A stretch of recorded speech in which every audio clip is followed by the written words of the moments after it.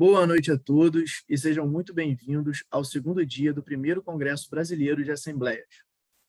Esse evento é apoiado pelo IBRE, Instituto Brasileiro de Relações com Investidores, e a Countify, plataforma de consolidação contábil e planejamento orçamentário.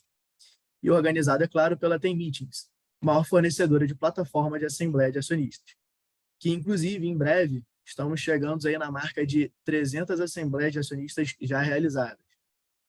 O foco do nosso congresso é abordar os temas mais relevantes relacionados às assembleias para trazermos boas práticas e trocas de experiências entre os profissionais de RI, jurídico e societário. E para fazer isso, contamos nada menos do que a parceria dos maiores escritórios societários e representantes da B3 e CVM. Antes de mais nada, gostaria de agradecer aos nossos apoiadores e parceiros e os mais de 50 conectados aqui hoje com a gente. Então, o evento está começando, a gente tem 5 minutinhos, ainda tem mais gente aí para se conectar. Então, vamos à dinâmica do evento. O evento será dividido em dois momentos. Na primeira parte, começaremos com as apresentações dos nossos convidados, sobre um tema bem polêmico, ativismo minoritário e eleição de conselho, que juntos terão uma duração de por volta de 1 hora. Após as apresentações, entraremos na nossa sessão de perguntas e respostas. Mas não esperem até lá para começar a trazer suas dúvidas. Ao longo da apresentação, vocês já podem encaminhar as dúvidas pelo botão do Q&A, que fica aí no centro inferior aí das telas. Durante a sessão do Q&A, a gente vai chamar os autores para abrir o microfone e desenvolver a pergunta ao vivo, tá? Que serão respondidos pelos nossos palestrantes num formato de mesa redonda. Meu nome é Matheus Braga, sou o CEO aqui da TEM e serei o moderador do evento, mas hoje o palco é dos nossos convidados, que são grandes referências aí no mercado. Começaremos com a Clarissa Freitas, sócia do Machado Meyer, especialista em direito societário e governança corporativa, com foco em transações complexas, fusões e aquisições envolvendo empresas de capital aberto. Logo depois teremos Cauê Mianaki, sócio do Pinheiro Neto, tem vasta experiência na Assembleia, na assessoria a clientes locais e internacionais em operações de fusões e aquisições, governança de companhias abertas e plano de remunerações e ações. E para fechar, o Rafael Manhães foi professor da UERJ, UFRJ. Hoje é sócio do escritório Faoro Advogados, colunista da revista Capital Aberto e conselheiro na Bradespar, Copel, Cielo, Vale e Oi. Resumidamente apresentados, passo a palavra para Clarissa abrir o dia de hoje. Clarissa, é com você.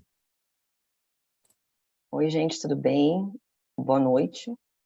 Obrigada, né, por vocês terem me convidado para participar. Fico muito honrada de estar aqui na presença de vocês, especialmente com os meus colegas aqui, o Cauê e o Rafael, para discutir esse tema que realmente é bastante relevante de ativismo minoritário e eleição de membros do Conselho de Administração e membros do Conselho Fiscal.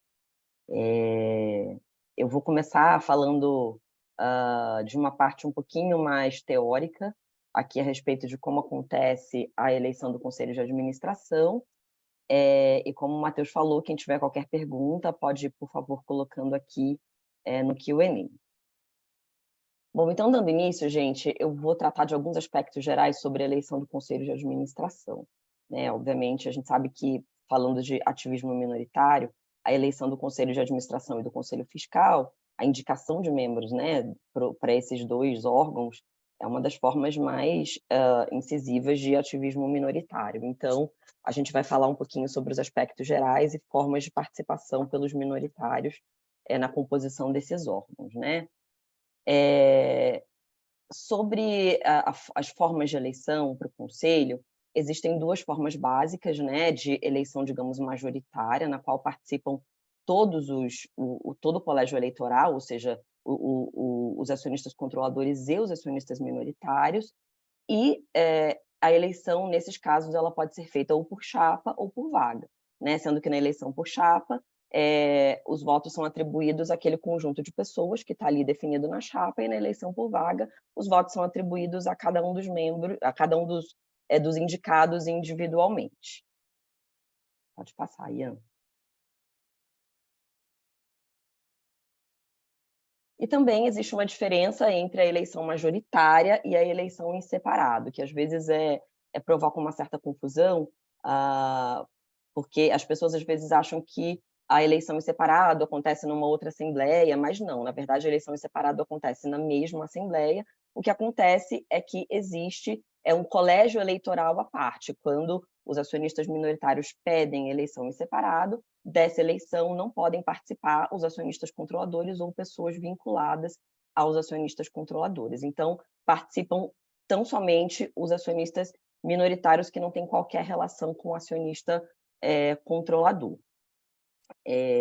E a lei das SA, ela fala que sempre que cumulativamente houver a eleição do Conselho de Administração pelo sistema do voto múltiplo, que a gente vai entrar em maiores detalhes no voto múltiplo, que é um sistema de votação que também participam todos, né, todos os acionistas em conjunto. Então, quando houver o sistema de voto múltiplo em conjunto com a eleição em separado, fica sempre assegurado ao controlador o direito de eleger a maioria dos membros que compõem o órgão. Tá? Então, lembrando também, às vezes vem essa confusão, mas se tiver voto múltiplo não pode ter voto separado? Pode. Tá? Inclusive, a CVM recomenda que quando houver esses dois sistemas de votação, que primeiro se realize a votação em separado, e aí, então, é possível saber quantas vagas restarão para que a gente possa fazer o cálculo do número de vagas e o cálculo do número mínimo de votos necessários para a eleição pelo voto múltiplo. Tá?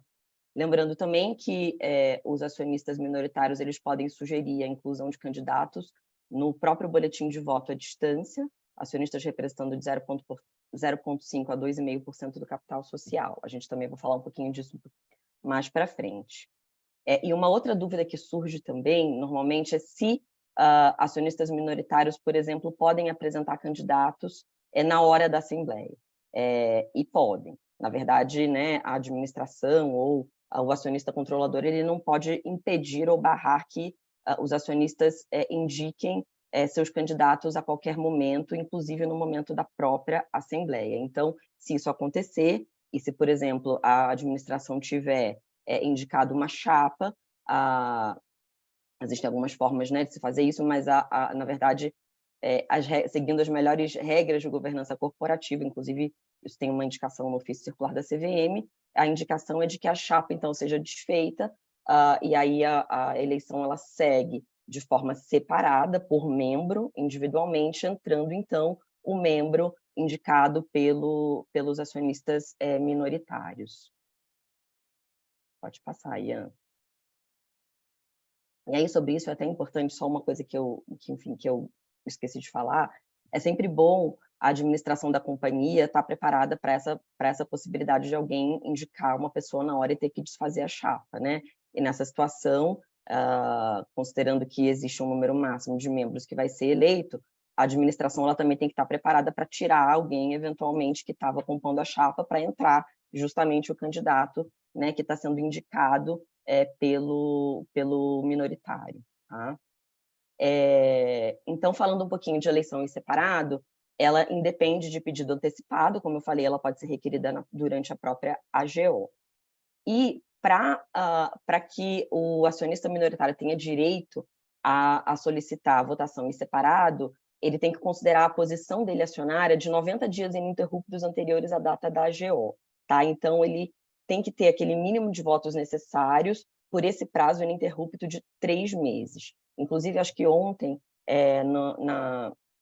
no primeiro dia aqui do evento da TEM, a B3 ela acabou dizendo que vai ter uma melhoria esse ano, né? Se não me engano, eu não entendi exatamente como é que vai ser feito, mas que a B3 vai passar para o escriturador em tempo real essa titularidade ininterrupta pelos acionistas das ações. Então, vai ser fácil, assim, é só a companhia entender que na hora ela pergunta e aí a B3 ela já pode responder para o escriturador se aquele acionista ali que está querendo eleger um membro na hora, se ele preenche o requisito da lei, que é de deter aquele número mínimo de ações por esse prazo ininterrupto de 90 dias, tá? E lembrando que o percentual mínimo para poder eleger é de 15% para as ações com direito a voto e 10% para as ações sem direito a voto, sendo que se nem as ações com direito a voto e nem as ações sem direito a voto tiverem esses percentuais, elas podem se juntar, se aglutinar, e aí o quórum para isso, então, passa a ser de 10%. das ações combinadas.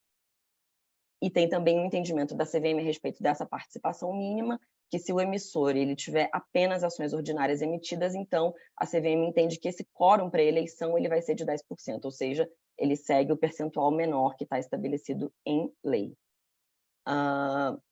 Lembrando também que as ações utilizadas na eleição em separado, elas não podem ser utilizadas na eleição majoritária. Então, se o acionista ele optar por eleger em separado, ele não vai poder usar essas mesmas ações para eleger um candidato, para tentar eleger um candidato pelo voto múltiplo. Então, ele vai ter que escolher qual é a forma de votação que ele tem mais chance de eleger aquele candidato que ele pretende. Enfim, utilizar essas ações em um sistema de votação ou em outro. Tá? Em um outro ponto que eu falei aqui já anteriormente, é que quando a gente tem, né, quando a companhia tem ela, um número mínimo de membros e um número máximo de membros para o conselho, compete, então, à Assembleia Geral ela definir, antes de aberta a votação, qual é esse número exato de membros que vai concorrer para o Conselho de Administração.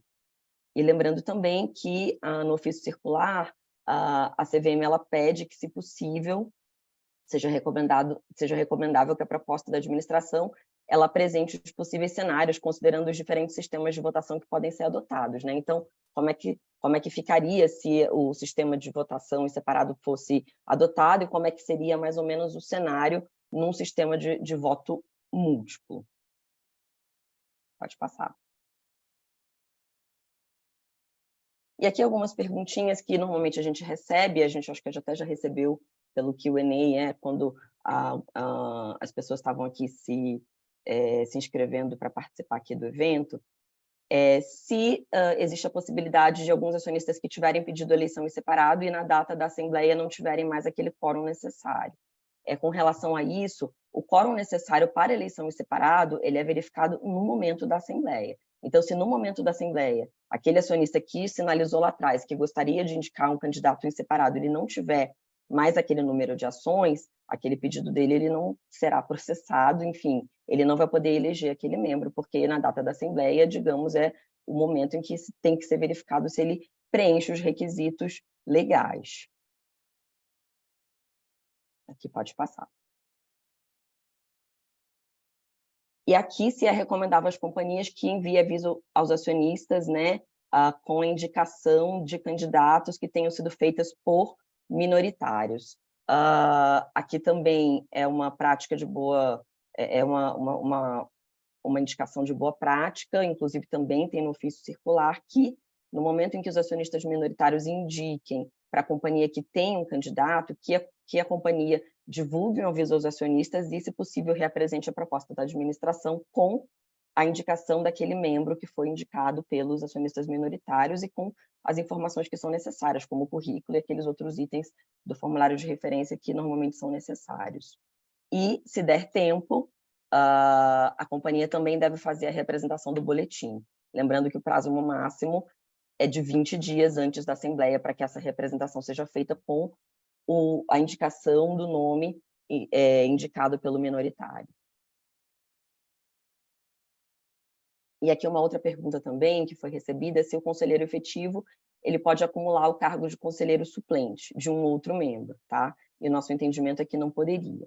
Primeiro, o conselho de administração, no conselho suplente, ele não é obrigatório, né? Diferentemente do que a gente vê no conselho fiscal, mas se houver a eleição de suplentes, então não pode haver acumulação de cargos entre um efetivo e um suplente.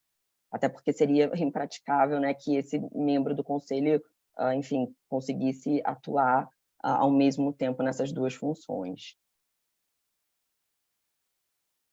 E aqui, passando rapidamente, né, também pelo voto múltiplo, como é que funciona, a gente vai tentar explicar mais ou menos como é que funciona a eleição do voto múltiplo. Primeiro, pela lei das SA, acionistas titulares de 10% têm direito, né, podem requerer a adoção do voto múltiplo, e lembrando que tem a resolução da CVM 70, que reduz esse quórum a depender do capital social da companhia. Então, esse quórum pode variar entre 5% até 10%.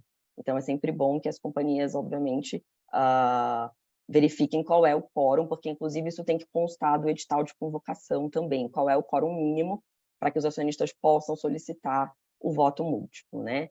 E lembrando que o voto múltiplo ele tem que ser solicitado até 48 horas antes da realização da assembleia, e se ele for solicitado, a administração da companhia tem que divulgar um aviso aos acionistas informando que X% do capital social solicitou a adoção do procedimento do voto múltiplo.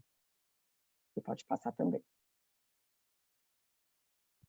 E aí o que acontece? Se a administração da companhia tiver anteriormente, né, indicado que a votação seria por chapa, essa chapa vai cair e a eleição ela vai ser feita toda através do voto múltiplo. Obviamente, considerando aquela questão toda que eu falei, se tiver também uma indicação de voto em separado, vai haver eleição em separado primeiro e depois vai haver a eleição pelo voto múltiplo, tá? Então, de novo, não cria um novo colégio eleitoral, é uma votação majoritária com esse procedimento especial. Você pode passar também. Aí aqui eu trouxe rapidamente a fórmula, né? Porque a fórmula ela é um pouco temida normalmente pelas companhias e a gente costuma, inclusive, antes das assembleias, né, à medida que os clientes nos pedem, a gente costuma fazer alguns cenários de possibilidades de quantos candidatos, enfim, determinado grupo de acionistas poderia eleger com base no voto múltiplo. É claro que tudo depende de variáveis, depende de quantos acionistas estiverem presentes na assembleia, depende do número de vagas. Então, a gente costuma realmente traçar diferentes cenários aqui. Lembrando que a fórmula-linha ela está aqui. Inclusive, eu acho que a plataforma da Tem Meetings ela faz esse cálculo na hora, né? Então, o que facilita bastante, que a gente não precisa ficar com aquelas planilhas lá e Excel fazendo a conta na hora. Então, basicamente, a conta vai depender do número de votos necessários para eleger um membro, né? Na verdade, para a gente chegar a esse número de votos necessário, a gente precisa do número de cargos em disputa e do número de ações que são admitidas à votação. Então, aqui fazendo uma simulação, por exemplo, num cenário 1, que você tem 100% de presença de acionistas, cenário 2, 75%, um cenário 3, que você tenha 65% de presença, e um cenário 4, que você tenha 58% de presença. Aqui, por exemplo, a gente teria um grupo de acionistas chamado acionista A e acionista B. Então, aqui seria um questionamento em relação a quantos membros esse grupo A conseguiria eleger, tá? Então, podemos passar, Ian, por favor. Fazendo a fórmula para o primeiro cenário, o número mágico que a gente chama seria esse total aqui de 303 milhões de ações, tá? Então, esse é, digamos assim, o número mínimo de acordo com a fórmula e de acordo com o cenário A, ou seja, comparecendo 100% dos acionistas, o número mínimo que os acionistas precisam ter para indicar um candidato. Lembrando que o que se tem que fazer é pegar o número de votos de cada um dos acionistas e multiplicar por esse número mínimo, por esse número mágico, e aí a gente consegue ver mais ou menos quantos candidatos esse grupo de acionistas, ou esse acionista em particular, vai conseguir eleger. Então, aqui, por exemplo, no nosso cenário 1, o que acontece é que, tendo o grupo A, né, esse número de votos aqui, 1.331.700.000.48, ele consegue eleger pelo menos um candidato com certeza, porque aí a gente vai fazendo uma conta de diminuição, ou seja, ele elege o candidato 1, ainda sobra 1 bilhão de ações, ele elege o candidato 2, ainda sobram 724, elege o candidato 3, ainda sobram 421, elege o candidato 4, ainda sobram 118. E aí, para o candidato 5, 6 e 7, ele já não teria o número de ações suficiente para eleger. Tá? Então, é claro que isso é enfim, é uma previsão, porque não necessariamente os candidatos eles vão dividir exatamente, pode ser que eles joguem todas as suas ações ou o maior número de ações em um candidato ou dois, mas é mais ou menos uma média para que a gente possa ter uma ideia, tá? E aí, Ian, passando, por favor. Fazendo a mesma conta nos cenários 2, 3 e 4, aqui já no cenário 2 o número mágico é de 227, porque a gente tem aqui um quórum menor, né, um colégio eleitoral menor, e aí nesse cenário o grupo A ele consegue eleger 5 candidatos e não elege 2 candidatos. E aí pode passar, por favor. No cenário 3, ele só não consegue eleger um candidato, porque diminuiu ainda mais o quórum. E, finalmente, no cenário 4, ele elege todos os candidatos. Tá? Então, assim, são formas que a gente consegue fazer utilizando a fórmula, são cenários diferentes que muitas vezes é prático para que as companhias possam visualizar o que pode acontecer no dia da Assembleia. Tá? Podemos passar. E aqui só falando um pouquinho dessa questão de como é que fica a eleição do Conselho de Administração no contexto de boletim de voto à distância. A gente sabe que o voto à distância é obrigatório, né, nesses cenários em que haja uma GO, a GE é para eleger membros do Conselho de Administração, ou nos casos em que há acumulação de uma GO com uma AGE. Podemos passar. E aqui são aquelas regras básicas que a gente só trouxe aqui para lembrar rapidamente, mas acho que todo mundo já está careca de saber, né? Qual é o conteúdo mínimo do boletim de voto, que tem que ter todas as matérias incluídas na ordem do dia, orientação sobre como enviar esse voto e as formalidades para que ele seja considerado válido, e a companhia tem que disponibilizar esse boletim de voto com 30 dias de antecedência, e o acionista, ele, no prazo de até 7 dias, tem que enviar esse voto ou diretamente à companhia ou por meio do seu custodiante ou do escriturador das ações da companhia. Podemos passar também. E aqui eu já falei antes, mas que lembrando rapidamente que o boletim de voto ele pode ser representado em até 20 dias antes da Assembleia para a inclusão de candidatos, né? Ou seja, se o minoritário tiver solicitado a inclusão de membros, né, de candidatos para o Conselho de Administração ou Conselho Fiscal, o boletim, ele é reapresentado no prazo de até 20 dias, e aí, nesse caso, os votos já conferidos, eles são considerados válidos, né? Obviamente, o acionista ele sempre pode mandar um novo boletim de voto, se ele quiser abarcar a votação com aqueles candidatos, ou para correção de erro, e aí, nessa hipótese, os votos eles são desconsiderados. E aí, nessa situação, a companhia ela precisa também reapresentar o boletim e enviar um comunicado ao mercado falando por que esse boletim de voto ele foi reapresentado, essa questão da validade ou invalidade dos votos já conferidos e da data limite para os acionistas encaminhar uma nova instrução e uma recomendação para que o acionista possa enviar de novo novo voto, se ele assim o quiser. Tá? E lembrando também que a companhia pode sempre retirar da ordem do dia as matérias que tenham sido propostas por ela mesma, né, ou pelo controlador, e se isso acontecer, esses votos eles também são desconsiderados. E aqui eu só quis trazer rapidamente também, trazer aqui algumas partes, né, da própria resolução 81, para explicar mais ou menos como é que se preenche, né? É bastante difícil explicar, especialmente para acionista estrangeiro, como é que funciona esse preenchimento, mas Ian, acho que a gente pode passar aqui, porque aqui é só uma explicação geral.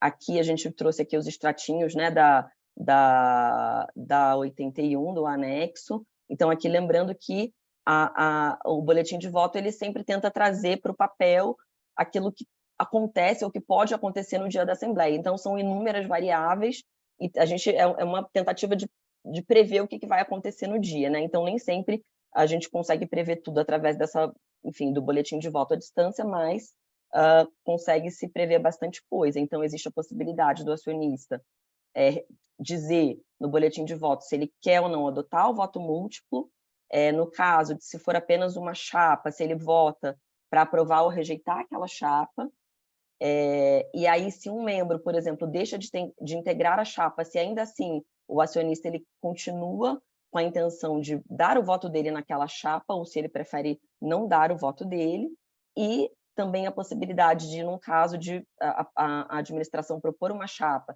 se acontecer uma votação por voto múltiplo depois, o que acontece? Ou seja, as ações que ele tinha votado anteriormente, considerando uma votação por chapa, elas se mantêm? Sim ou não? Ou seja, na verdade, essa distribuição ela é feita de modo uniforme entre cada um dos candidatos, considerando que a chapa, né, vai se desfazer, ou se o acionista ele prefere, na verdade, distribuir os votos de uma outra forma, sem considerar percentualmente exatamente o mesmo número para cada um dos candidatos, né? E também a possibilidade, né, de, se tiver mais de uma chapa, ele escolher o número da chapa que ele quiser. Aqui pode passar. E aqui também existe a possibilidade de, se não for uma eleição por chapa, o acionista escolher através do boletim de voto se ele vota no candidato 1, 2, 3 ou 4, então ele pode escolher aqui nominalmente qual é o candidato, né? E aqui, se ele deseja solicitar eleição em separado, existe também um campo para eleição em separado para membro do Conselho de Administração, e aqui também aquela possibilidade que a gente falou lá atrás, que se não tiver quórum para eleger por votação em separado dos ordinaristas ou dos preferencialistas, se eles topam, se eles concordam em juntar as ações para formar um único colégio eleitoral e ainda assim indicar em separado um membro. Pode passar. E aqui eu já falei, enfim, o pedido de inclusão de propostas, aqui só tem os prazos, né, que os candidatos, que os acionistas minoritários eles têm para poder indicar um membro para o Conselho de Administração do Conselho Fiscal e de indicação de propostas também para serem incluídas no boletim de voto à distância. Lembrando que essas solicitações elas podem ser revogadas a qualquer tempo. Aqui acho que a gente já falou também essa questão de retirada do pedido de voto múltiplo. Se ocorrer antes da Assembleia, pode acontecer, e se houver tempo hábil, a companhia ela, então deve publicar aviso aos acionistas, e se não há tempo hábil, desconsidera-se então os votos recebidos. Aqui a gente só trouxe um exemplo também do que aconteceu com a Eletrobras, que divulgou um aviso aos acionistas, primeiramente dizendo que acionistas minoritários haviam solicitado a votação por voto múltiplo, mas que no dia da Assembleia, como vocês podem ver aqui na ata da GO, houve a desistência por parte desses mesmos acionistas. Então, isso pode acontecer.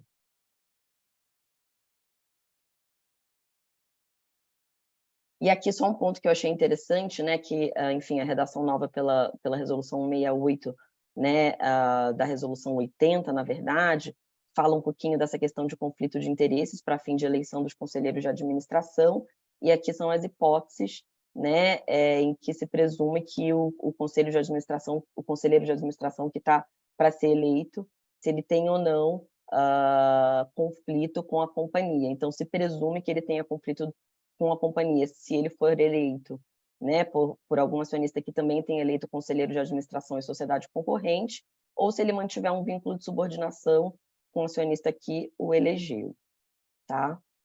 E um outro ponto também aqui que a gente achou interessante é que a CVM ela não pode recusar propostas de inclusão de deliberações de candidatos que, em tese, tenham conflito de interesses. Ele pode sugerir, mas ele não pode votar, nesse caso. Mas ele pode sugerir temas para que sejam incluídos na proposta.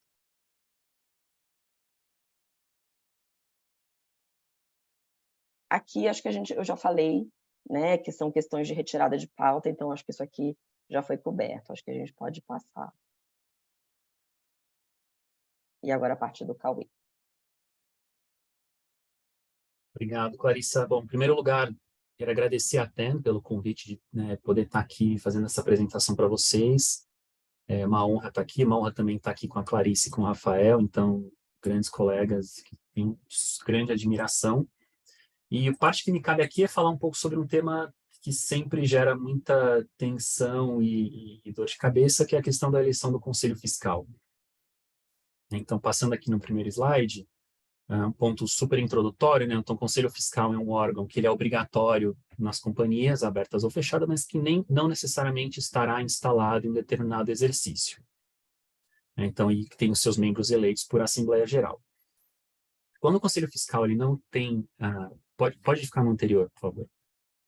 Quando o Conselho Fiscal não tem funcionamento permanente, primeiro você tem que enfrentar, na verdade, 2 quórums, né, para poder ter a instalação e a eleição do Conselho Fiscal. Então, em primeiro lugar, você tem que enfrentar um quórum de instalação. Então, ele é instalado pela Assembleia a pedido dos acionistas que representem no mínimo 1/10 das ações com direito a voto ou 5% das ações sem direito a voto. E aí a gente tem a norma da CVM que reduz esses quórums para 2/8 nas ações, para as ações ordinaristas e 1/4% para ações sem direito a voto. E aí o que a gente vai ver é que como os números, os valores do capital social ali da tabela, eles são relativamente baixos, eu acho que na prática o que a gente costuma ver é para ações com direito a voto, esse percentual acaba ficando em 2% do capital e ações sem direito a voto, esse percentual fica em 1%. Então, o que isso significa, né? Então, se houver um pedido de acionistas representando pelo menos 2% ou 1%, dependendo do tipo de ação, você vence o primeiro quórum, que é o quórum de instalação do Conselho Fiscal. Pode passar. Bom, aí, vencido o quórum de instalação, você entra no quais são os requisitos para eleição do membro do Conselho Fiscal. Então, em primeiro lugar, se a companhia tem ações preferenciais, sem direito a voto, com voto restrito, eles têm direito de eleger em separado pelo menos um membro e o seu suplente. E aí a lei também fala que igual direito tem os acionistas minoritários, desde que representem em conjunto 10% ou mais das ações com direito a voto. E aqui acho que é importante comentar que já existe uma decisão da CVM que interpreta o que significa esses 10% ou mais das ações com direito a voto, e a interpretação da CVM é que isso significa que a companhia deve ter pelo menos 10% das suas ações detidas por acionistas minoritários, então deve ter um float de pelo menos 10%. Então, o que isso significa? Vencido o quórum de instalação, vamos determinar a eleição, com relação às ações ordinaristas. Se a companhia tem um free float de pelo menos 10%, isso significa que os acionistas minoritários automaticamente terão o direito de eleger em separado um membro titular e um suplente do Conselho Fiscal, com qualquer número de ações, com qualquer número de votos que estejam presentes na Assembleia. Então, teoricamente, se você tiver numa Assembleia um acionista minoritário detendo uma ação da companhia e o quórum de instalação foi cumprido, tipicamente via DVD, essa pessoa presente na Assembleia poderia oferecer candidatos ao membro do Conselho Fiscal para eleição em separado e, não havendo outros minoritários presentes, conseguir essa eleição ainda que tenha uma ação ou um número muito pequeno de ações. Outras questões, na eleição em separado, desculpa, pode ficar no anterior. É importante mencionar que o direito de eleição em separado de minoritários, ele pressupõe a existência de um controlador, então ele só está disponível se a companhia tiver um controlador definido. Sendo uma companhia com controle difuso, não haveria o direito de eleição em separado pelos ordinaristas. E essa questão também, que é o entendimento da CVM no ofício circular, que naturalmente, se o direito à eleição é dos minoritários, é natural que os controladores não participem dessa eleição, e não só os controladores, mas também se você tiver alguma entidade que ainda que não seja um controlador, mas que tenha uma influência dominante de um controlador, pode se configurar também aí um impedimento para eles participarem na eleição em separado. Foi um caso decidido nas hipóteses de entidades de previdência, que quando você tem um membro que é o patrocinador, que é o controlador, você pode ter uma situação de impedimento dependendo da influência efetiva que esse controlador tiver nessa entidade de previdência. Podemos passar. Bom, aqui é só a tabelinha que a gente colocou, a gente falou anteriormente sobre os quórums de instalação, então a gente vendo aqui, acima de 150 milhões de reais, que é um número bastante baixo para o capital de uma companhia aberta, a gente já entra nos menores quórums de eleição necessários para poder fazer a instalação do Conselho Fiscal. Vamos seguir. Bom, aqui é só para a gente também colocar na tela o que a gente falou do precedente da CVM, então, tendo a companhia 10% de float, está cumprido o requisito de eleição em separado.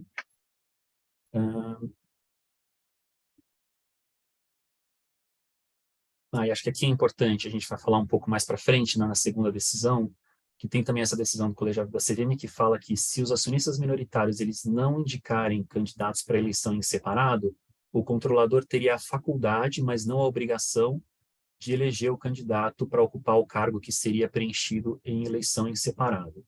E que caso o controlador não exerça essa faculdade, a eleição ficaria a cargo dos acionistas presentes, enfim, se eles, independente de participação, se eles trouxessem os nomes e colocassem a votação. E aí a gente tem também a indicação do ofício circular, de que uma vez instalado o Conselho Fiscal, a eleição dos membros é obrigatória. Então, são duas informações importantes aqui para uma discussão que a gente vai ter. Então, pode passar. Bom, que é a questão do boletim de voto à distância. Então, acho que primeiro, dando um passo atrás, primeiro, como é que funciona o boletim de voto à distância para Conselho Fiscal? Então, a rigor, você não é obrigado a eleger, a fazer a eleição do Conselho Fiscal via BVD. A sua obrigação é colocar a pergunta. Você tem que colocar a pergunta no BVD. Você quer solicitar a instalação do Conselho Fiscal? E aí não necessariamente você precisa colocar a questão de eleição, porque nem sempre você vai ter indicação, né, já no momento do BVD para ter os nomes para colocar no Conselho Fiscal. Então, se você estando num cenário em que ou o controlador decidiu já colocar os nomes para eleição no BVD, ou no caso em que os acionistas minoritários desde já, né, colocaram os nomes para eleição no BVD, aí você tem que seguir essa regrinha aqui, que é colocar, enfim, se houver somente uma chapa formulada como proposta, você tem que indicar o autor para que o acionista possa saber, né, quem fez aquela proposta para ele poder exercer o direito de voto. Se você tiver várias chapas, né, o acionista tem que ter a opção de votar em uma delas. E se você tiver uma disputa entre candidatos, o acionista tem que ter a opção de eleger quantos candidatos, quanto forem o número de vagas. E aí também dá essa opção de, se ele quer, né, se você já não tiver, né, a eleição em separado solicitada, de você dar, desculpa, se ele sempre vai ter a opção de escolher se ele quer participar da eleição em geral ou da eleição em separado, né, lembrando que se ele participa de uma, ele não participa da outra. Pode passar.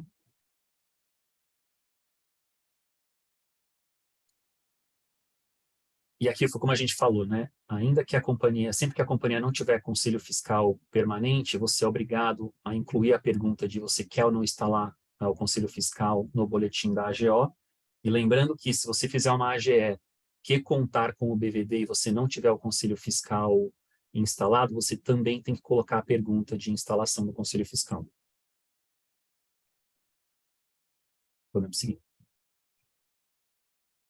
Bom, acho que antes da gente entrar aqui um pouco na composição, acho que cabe aqui a gente conversar sobre quais são os grandes dramas, né, do Conselho Fiscal.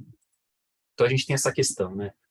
No BVD, a gente faz a pergunta, e acho que todas as companhias abertas aqui estão acostumadas a ver esse cenário em que muitas vezes os acionistas, por desinformação ou por uma percepção de que o Conselho Fiscal automaticamente significa uma melhor governança, quando tem a pergunta, deseja instalar o Conselho Fiscal, o acionista marca sim. E aí, então, a gente tem um cenário, como esse quórum de 2% ele é relativamente baixo, é muito comum que no BVD o quórum de instalação venha cumprido, mas em muitos casos você não tem a instalação, não tem a indicação de membros para participar da eleição em separado. Então, o BVD vem com a decisão de instalação, mas não vem com nenhum candidato já tendo recebido votos daquela mesma base de acionistas que votou pela instalação. Então, isso cria um cenário em que, tudo bem, você chega na Assembleia, o que a companhia tem que fazer? Né, chegamos no momento de instalação do Conselho Fiscal, a mesa informa, olha, o quórum de instalação do Conselho Fiscal foi cumprido, por orientação da CVM, a gente tem que dar sequência à eleição dos membros. Então, a gente fazemos a pergunta, né, os acionistas, os membros dos acionistas controladores. Vamos deixar de lado, assumindo que não tem preferencial. Mas os controladores querem indicar membros? Eles podem ou não podem indicar, não são obrigados a indicarem membros.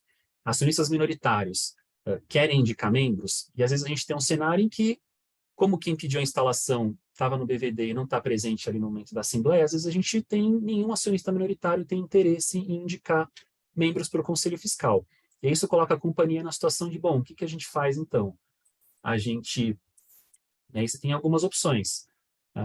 O controlador, ele exerce a faculdade e coloca todos os 6 membros, né, 3 titulares e 3 suplentes, assumindo que a gente está falando de um conselho com 3 membros, o controlador preenche todas essas vagas, a gente suspende a Assembleia para que os minoritários, para fazer, né, para chamar em outra ocasião, para que as pessoas possam trazer candidatos, a gente avisa o mercado e as pessoas fazem esse preenchimento de vagas, ou a gente declara a eleição prejudicada, falando, olha, considerando que o acionista controlador não é obrigado a colocar os nomes, os acionistas minoritários não trouxeram os nomes, a gente está numa situação em que se tornou impossível cumprir as 3 vagas de titulares, as 3 vagas de suplentes que a lei das SA exige, então essa eleição fica prejudicada.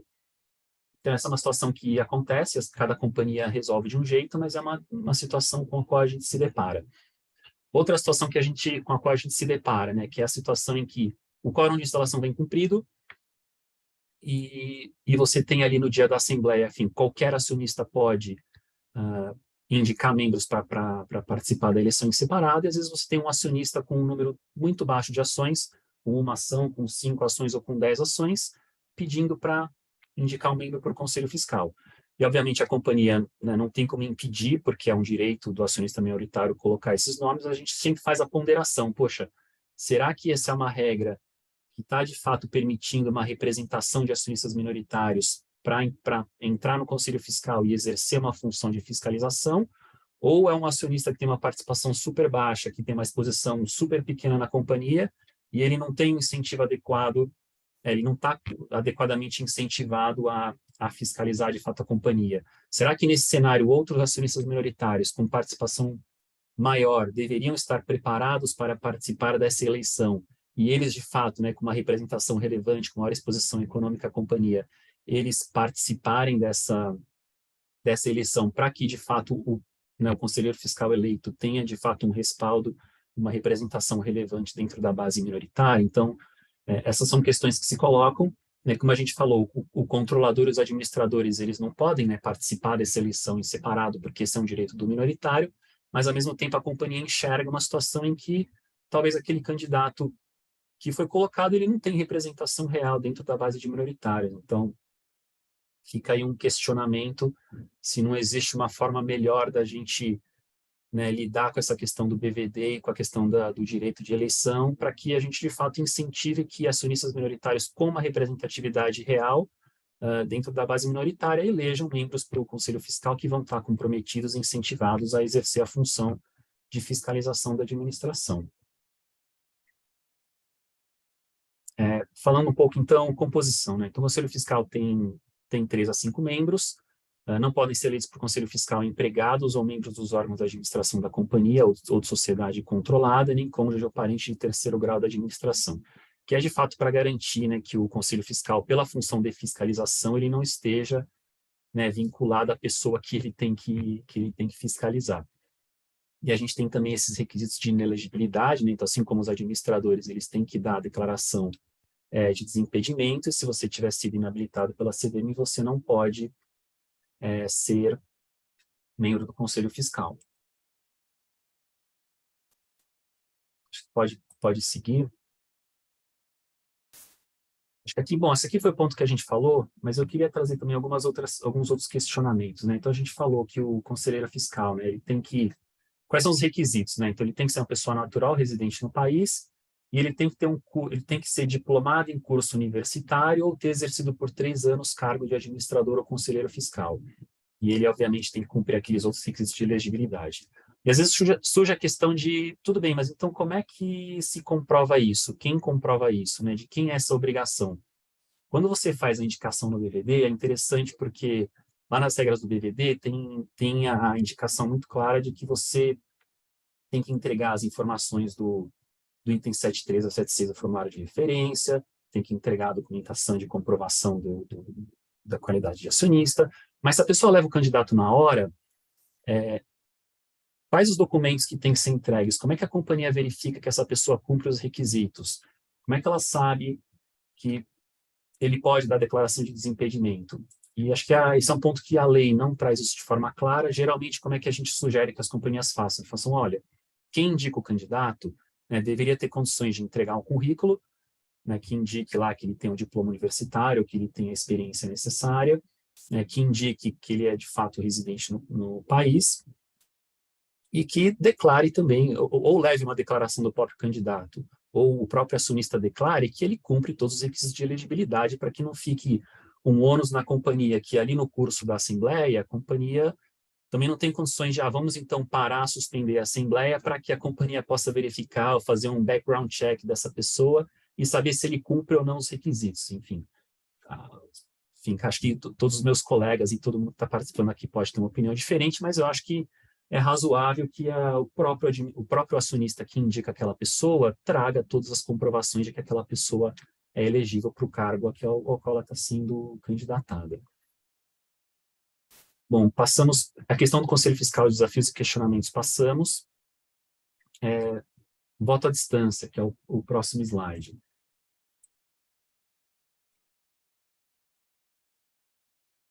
Bom, acho que aqui a gente passou também. Outras ponderações que eu queria trazer sobre Conselho Fiscal. Então, lembra da questão da remuneração? Então, se os membros do Conselho Fiscal forem eleitos, a companhia deveria logo em seguida fazer a definição da remuneração dos membros do Conselho Fiscal. Então, a gente tem uma regra lá na lei das SA, que estabelece, né, que a remuneração mínima são os 10% da remuneração média dos diretores, excluindo benefícios, verbas e participação nos lucros. Então, a grosso modo, 10% do salário que os administradores recebem mensalmente. Às vezes a gente recebe perguntas, né? Poxa, mas na hora da assembleia eu preciso saber qual é o número? Fazer a conta, 10% do salário do administrador é quanto? E acho que, enfim, isso não necessariamente você precisa ter aquilo ali na hora. Se a proposta do controlador, lembrando que não tem voto em separado para fins da remuneração. A remuneração é uma deliberação de eleição majoritária, de deliberação majoritária.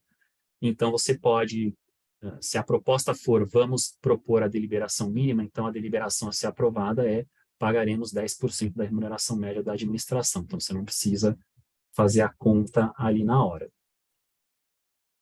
Outro ponto, rapidamente, que eu queria falar, que não está aqui, mas é só para a gente cobrir, então, como é que funciona para você incluir candidatos no BVD? Acho que a Clarissa tocou um pouco nesse assunto já. E aí, como é que funciona? Então, e isso vai valer tanto para Conselho Fiscal quanto Conselho de Administração. Então, você tem aquele prazo que vai desde o primeiro dia do exercício social até os 25 dias anteriores à data da Assembleia. Né? Então, para o grupo de acionistas poder pedir a inclusão desse candidato no BVD, o que ele tem que entregar para a companhia? Então, ele tem que entregar, obviamente, ele tem que dizer quem são as pessoas, quais são as vagas a quais eles estão sendo propostas. Você tem que entregar as informações dos itens 7.3 a 7.6 do formulário de referência, são as informações mínimas para que a companhia e os outros acionistas conheçam, né, quem são esses candidatos que estão sendo indicados. E, enfim, entrega a documentação que comprove a qualidade de acionista e a participação acionária. Por quê? Porque existe também uma regra lá na instrução, na 81, que fala qual que é o percentual mínimo que o acionista ou grupo de acionistas deve deter para poder colocar, né, o nome de um candidato a um conselho de administração ou conselho fiscal no BVD. Então, existe uma escala decrescente que vai de 2,5% até 0,5% do capital da companhia, da classe espécie de ações, e aí, obviamente, variando do tamanho do capital social da companhia.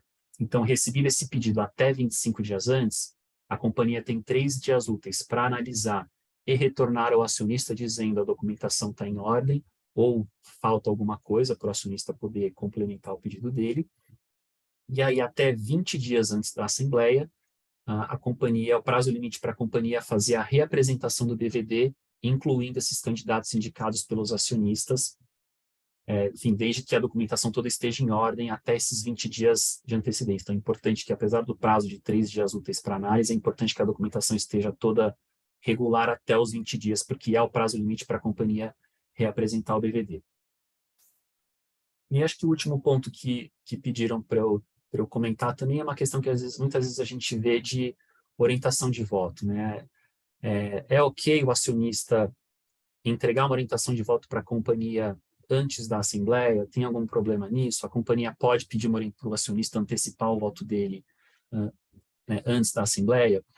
Eu acho que, assim, a rigor, né, obviamente, a decisão de entregar ou não entregar o voto antecipadamente para a companhia é do acionista. Então, a opção do acionista fazer isso ou não, ele pode voluntariamente entregar esses votos para a companhia, porque facilita o trabalho da companhia no dia, né? Ela já pode computar esses votos, auxiliar na contagem, na formação do mapa, etc. Ou o acionista pode ter uma questão estratégica e ele prefere não abrir os votos deles antes da Assembleia e levar na hora. Eu acho que é uma discricionariedade completa do acionista e não veria nenhum problema ele entregar os votos antes para a companhia ou a companhia sugerir que os acionistas que quiserem entreguem esses votos antes para facilitar a contagem no dia. Acho que esses eram os pontos que eu tinha aqui na minha lista para falar, e eu passo a palavra aí para o Rafael, eu fico à disposição também para qualquer dúvida que vocês tenham. Obrigado, Cauê. É uma alegria estar aqui com você, com a Clarissa, e mais ainda ter sido convidado pela TEN Meetings, que justamente para esse tema de assembleias, quando a gente sabe que a TEN Meetings é uma empresa que realmente está revolucionando a forma de como se faz uma assembleia aqui no Brasil, né? Bom, vamos passar pelos temas rápido aqui, porque o nosso tempo aqui é curto, né? Eu não sei se meus colegas de bancada concordam comigo, mas eu acho que a parte que me coube aqui é o que eu diria que é o chão de fábrica da Assembleia, quer dizer, o trabalho assim braçal do acionista ativista que quer realmente intervir qualitativamente numa Assembleia, quer dizer, a gente viu como é que viu as questões relacionadas a como é que quem tem direito de eleger um conselho de administração, um conselho fiscal e tudo mais, e agora o que eu quero abordar aqui é um pouco do caminho que a gente percorre para chegar nesse resultado útil, né? Dentro dos muitos temas que a gente poderia falar, eu selecionei aqui 3 temas nesse caminho, depois um tema especial para a gente discutir, mas eu acho que o ponto aqui interessante é o seguinte: não existe fórmula de bolo que você vai usando para toda a Assembleia. O caminho que você faz depende muito de um conhecimento profundo da companhia e da base acionária. Pode ser que, para o que eu estou, por exemplo, a gente vai discutir aqui acesso à lista de acionistas. Eu tenho aqui pelo menos umas 2 dúzias de empresas na cabeça em que essa informação me é irrelevante, porque eu sei que para fazer o conselheiro fiscal, por exemplo, eu tenho que conversar com o acionista X.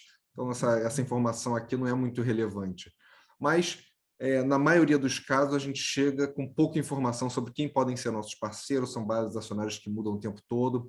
Então, o primeiro tema que eu separei aqui é justamente isso. Conheça quem são seus aliados nesse caminho para exercer algum direito em assembleia. E aqui é talvez onde a gente tenha maior confusão na base de acionistas. Quer dizer, porque a primeira coisa que a pessoa quer saber é assim: eu quero saber quem são os acionistas da companhia, eu quero ter acesso à lista de acionistas. E a legislação nos dá 2 caminhos para a gente alcançar isso com mecanismos diferentes e com informações diferentes ao final delas, né? Então, a gente brinca sempre que existem 2 modalidades de lista de acionistas: a modalidade do artigo 126 e a modalidade do artigo 100. Em benefício do tempo, pode passar um slide, que a gente mergulha já direto em cada uma delas. O que é a modalidade do artigo 126? Ela é a lista, ela vai dar uma listagem dos endereços dos acionistas da companhia, em ordem decrescente, considerando o número de ações. Ou seja, se você, por meio dela, você vai receber uma listagem com 10 mil nomes, seguidos do endereço dessa pessoa, ou desse fundo, ou dessa coisa, e a partir dali você consegue identificar quem são aqueles acionistas que estão ali dentro de uma ordem de importância. E você consegue, a partir daí, saber com quem que você tem que interagir.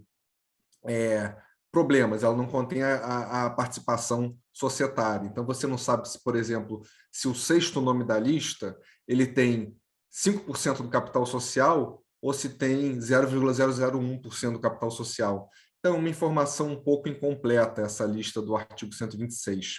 E, complicando ainda mais, como a lei fala para você discriminar em ordem decrescente, considerando o número de ações, a maioria das companhias não segrega nem acionista ordinarista e preferencialista. Então, também isso é mais uma dificuldade na informação que você recebe. Pode passar, por favor, Matheus.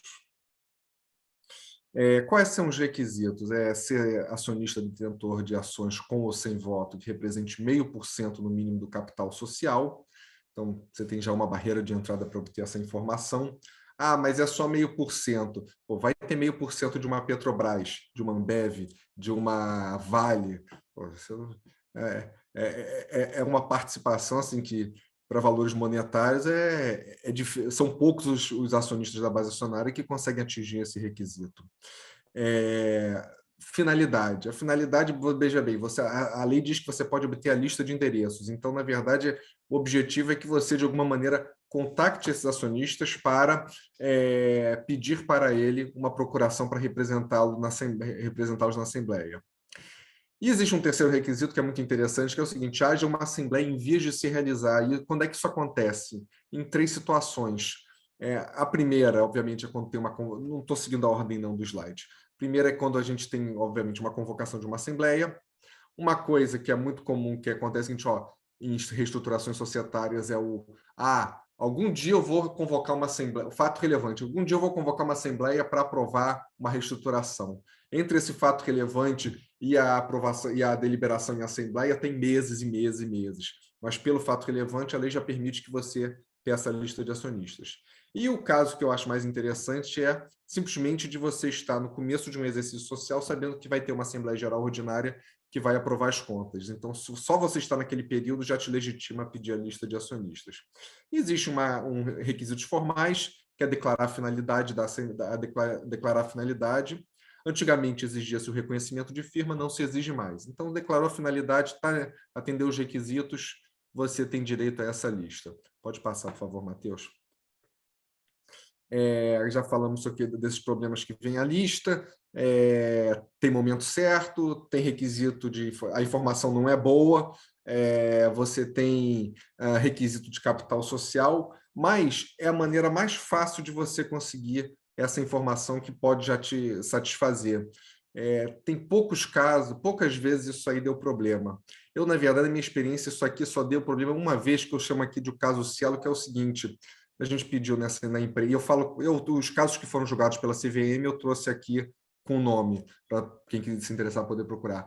A gente pediu uma lista e eles me deram uma lista sem identificação do nome do acionista, porque a lei fala em lista de endereços. Então, eu recebi 200 páginas de endereço, supostamente do acionista na ordem de importância, mas que me era completamente inútil à finalidade. Mas imaginem, por exemplo, quantos acionistas ali estavam localizados no endereço do BNY Mellon, do BTG, do Bradesco, uns 500 mil. Eu não sabia nem para quem que eu tinha que procurar lá dentro. Foi a única vez que eu tive esse problema, mas que já foi superado e ninguém mais faz esse tipo de coisa. Pode passar, por favor? A outra modalidade é a do artigo 100, que eu diria que é o que todo mundo gostaria de ter, mas que ninguém na prática consegue. Porque o que é? É a certidão do livro de registro de ações nominativas, onde você vai, aí sim, ter as informações que você gostaria de ter. Você vai saber que João, que daquela lista lá estava em 8º, tem 252 ações. Não vai ter a informação de que ele é o 8º da lista e o que isso significa, você nunca sabe direito ao certo. O problema é o seguinte: por que eu digo que você nunca vai conseguir? Primeiro, porque a CVM tem um precedente bastante consolidado de que essa lista não se destina à mobilização para assembleias gerais. Então, quando você tem uma assembleia geral em vias de acontecer, e se você quiser ter acesso a essa lista, não vai acontecer. Você vai conseguir essa informação quando você conseguir correlacionar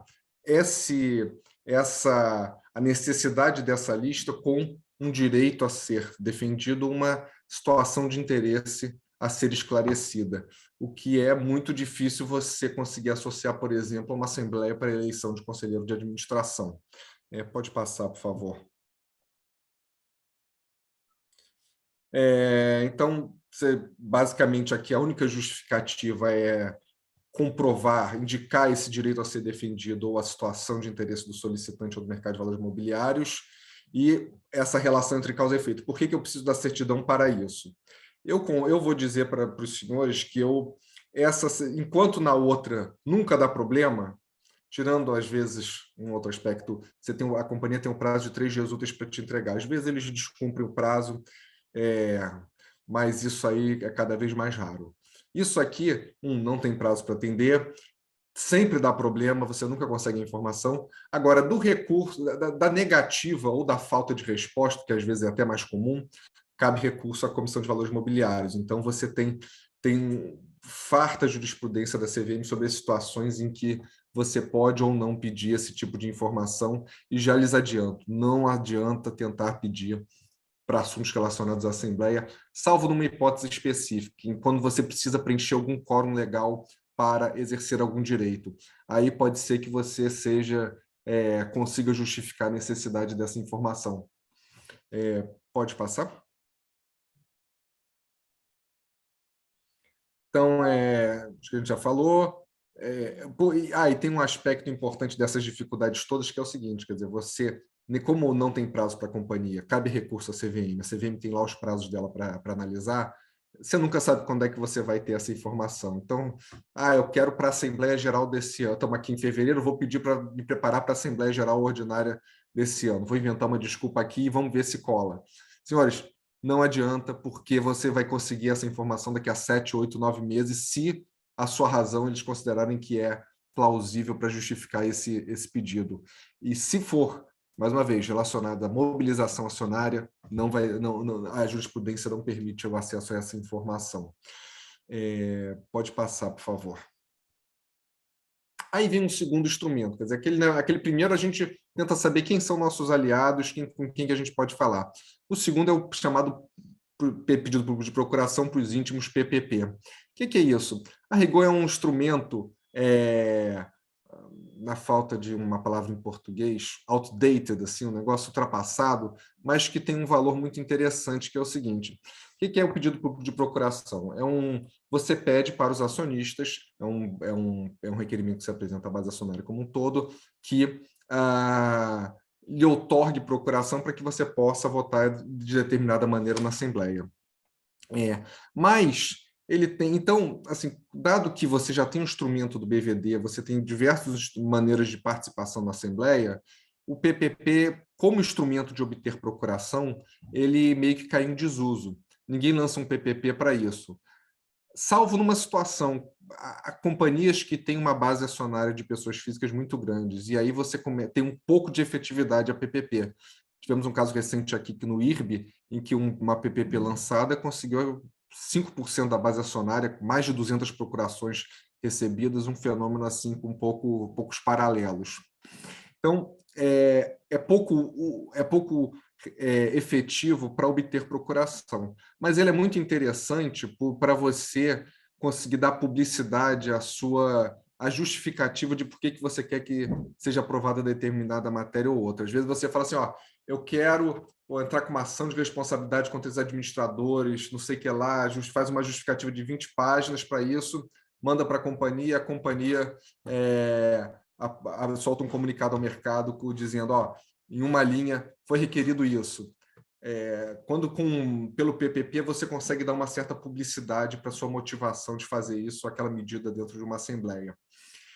Mas também, por outro lado, então, quer dizer, esse é um lado positivo. O outro lado que você tem que observar é que o PPP, na verdade, ele é uma obrigação legal quando você atua de maneira como é que eu posso dizer, a tentar mobilizar ostensivamente a base acionária. Então, em alguns casos, você é obrigado a lançar o PPP. Quais situações são essas?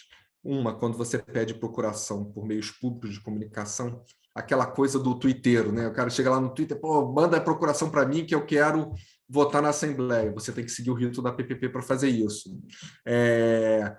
Quando você faz um pedido dirigido a mais de 5 acionistas, no caso da administração do acionista controlador, ou a mais de 10 acionistas, quando você for promovido por outras pessoas, como, por exemplo, um acionista minoritário. Então, quando você faz esse pedido de procuração para 10 pessoas ou mais, você tem que lançar uma PPP. Pode passar, Matheus? Quais são as obrigações? Dirigir-se a todos os acionistas com direito de voto na AG, por um dos meios definidos na CVM, que é basicamente publicação em jornal, mecanismos de votação à distância. Você tem que fornecer uma minuta de procuração para que o destinatário do PPP possa votar. Agora, é interessante que você tem que, nessa procuração, indicar um procurador para votar contra, para rejeitar ou para se abster. Tem que mandar um conjunto de informações que são definidos na resolução, salvo engano, 81, e tem que encaminhar todo esse material na véspera para que a companhia possa também dar ampla publicidade a isso e aí alcançar aquele objetivo, né? Esse é um instrumento do PPP, tem que ser sempre um instrumento muito técnico e com muitas preocupações para quem faz, né? Quer dizer, você tem uma série de informações que precisam prestar principalmente sobre o seu interesse, expondo o seu interesse naquela deliberação. Pode passar, por favor, Matheus. Acho que a gente já falou sobre isso. E aqui só tem um ponto que é interessante a gente tratar, que é o problema da lista de acionistas. Quer dizer, só correlacionando, aquela lista de acionistas de endereços, ela é diretamente ligada a esse pedido público de procuração. Ou seja, você pede os endereços, na verdade, na lógica da lei, para você poder mandar o pedido de procuração por carta. Então, você já vê que o negócio assim, é um instrumento já arcaico e que, para a sua finalidade original, é muito pouco usual. Pode passar, Matheus. Outro instrumento, outra coisa poderosíssima em muitas assembleias são as consultorias de votos. O que é isso? Imaginem, senhores, que vocês têm um fundo estrangeiro que tem que participar de 5.000 assembleias ao longo no mundo inteiro, de todas as jurisdições possíveis. E ele, evidentemente, não consegue, não tem a equipe para fazer uma análise fundamentada de por que ele vai votar contra ou a favor as 200.000 propostas da administração que são apresentadas todo ano. Então, o que ele faz? Ele contrata uma consultoria de voto e essa consultoria de voto vai, a partir de informações públicas, vai fazer uma análise independente sobre o que ela considera, como que ela considera que o acionista pode votar. E aí ela vai dar a orientação dela. Por exemplo, se ela entende que não há um disclosure muito grande sobre a proposta de aprovação de remuneração, a consultoria de voto vai recomendar aos acionistas que rejeitem. Quando que isso é muito importante? É muito importante, principalmente quando você tem uma base de estrangeiros muito grande, que é quem faz uso desse serviço. E em empresas que têm essa base acionista muito relevante, essa base dos gringos, você acaba tendo que ter a recomendação dessas empresas é definidor do sucesso da proposta do acionista ativista, né? Posso dar um exemplo aqui prático de uma companhia que é isso, a Vale. A Vale tem uma base grande de acionistas e a orientação de voto dessas empresas de consultoria de voto são definidoras de para que direção vai determinada deliberação. Claro, se você tem no caso de empresas que têm um acionista controlador, essa importância ela se relativiza e vira mais para a discussão dos minoritários. O que eu chamo a atenção para vocês quando vocês estão trabalhando com consultoria de voto? A consultoria de voto, ela vai pegar ela não tem como fazer uma análise assim artística das 200 milhões de propostas que ela tem que analisar. Então, ela vai pegar aquelas propostas que são apresentadas e vai colocar dentro dos modelos delas. Por exemplo, se o modelo dela prevê que ela deve incentivar diversidade no conselho de administração, se você apresenta uma chapa que tem diversidade, isso vai pontuar favoravelmente. Se você apresentar uma chapa sem diversidade, isso pontua negativamente e, ao final de jogar nesses diversos fatores, ela vai recomendar para sim ou para não.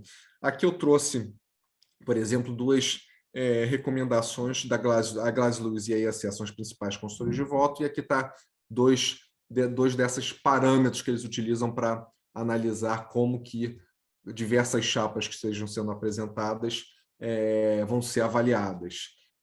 Aqui, por exemplo, no caso da Glass Lewis, ela está tratando isso, quer ver independência, quer ver pessoas qualificadas, quer ver diversidade dentro do conselho.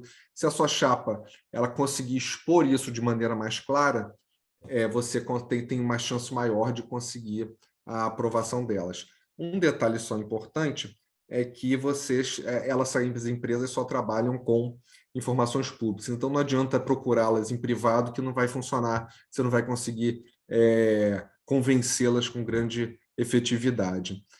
E aí eu trouxe aqui um último tema, um tema especial, vamos dizer assim, que é um tema que está na moda agora, que é o tema do recall dos conselhos de administração. É esse agora que vem, né? Deixa eu ver aqui. Isso, o recall dos conselhos de administração. Isso aí é o seguinte, está na moda agora, quer dizer, o mercado... O que havia antigamente? O pedido de destituição do Conselho de Administração e recomposição acontecia numa situação muito específica, quando você tinha uma profunda mudança na base acionária. Por exemplo, você tinha um controlador, havia uma alienação de controle. Aí você tinha uma situação em que você alterava totalmente o Conselho de Administração no meio do mandato dele. Ou então, em empresas sem um controle definido, você tinha essa situação quando você tinha uma mudança muito grande na base dos acionistas de referência, aqueles acionistas que têm uma participação significativa dentro da companhia. Só que agora a gente está caminhando num cenário onde você tem muitas empresas com acionistas de referência cada vez mais enxugados e até mesmo o caso de True Corporation, quer dizer, empresas que sequer acionistas de referência têm. Então, agora, quer dizer, vamos começar a ver, já estamos vendo isso esse ano, e eu falo isso assim, com sentimento misto, porque tanto já pedi destituição de conselho de administração, como sofro esse processo de destituição de conselheiro de administração em companhias que eu participo. Então, isso daí é uma realidade cada vez mais presente. E por que é isso? Quer dizer, tem esse aspecto estrutural das True Corporation, dos acionistas de referência cada vez mais enxugados, que permitem esse movimento de destituição do conselho no meio do mandato. E você ainda vai ter, e você tem a CVM, que fez uma flexibilização muito importante, que é acho que foi a Clarissa que mencionou a resolução 70, que já tinha sido antecedida por alguma instrução normativa, que eu esqueci o número, 467, se não me engano, que diminuiu o percentual necessário para fazer a convocação de uma assembleia para pedir a destituição do conselho. Então, hoje, uma empresa com um capital social de 10 bilhões, por exemplo, com 1% você pode pedir uma assembleia para discutir a destituição de um conselho de administração. E você tem aí como último elemento uma jurisprudência da CVM muito ativa e muito incisiva em relação à efetividade desse pedido de destituição.